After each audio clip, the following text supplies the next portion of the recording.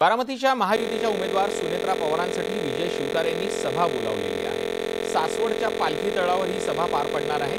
या सभेत मुख्यमंत्र्यांसह दोन्ही उपमुख्यमंत्री उपस्थित राहतील। यावर बोलताना अजित पवारांनी आमच्यातले सगळे मतभेद वर्षावरती मिटले असल्याचं म्हटलंय। शिवतारेंना शब्द दिला होता, त्यानुसार आम्ही आजच्या सभेला तिन्ही नेते जाणार असल्याचं त्यांनी सांगितलं।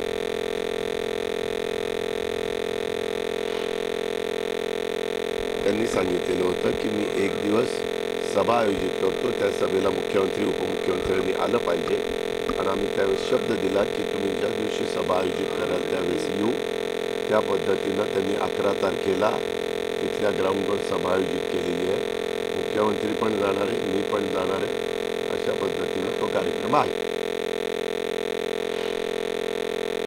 ते म्हणाले की मी महायुतीच्या बरोबर आहे, परंतु हे विषय मुख्यमंत्र्यांनी आणि दोन्ही उपमुख्यमंत्र्यांनी मार्गी लावले पाहिजे।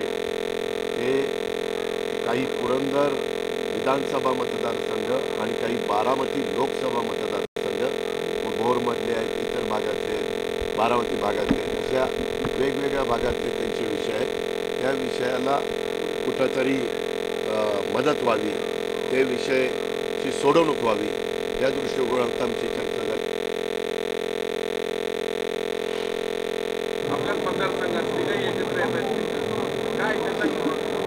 अतिथी देवो भव, पाहुण्यांचं स्वागत केलंच पाहिजे, ही आपली भारतीय संस्कृती। अजित पवारांनी काही भावना व्यक्त केली, त्यांच्यासाठी समाज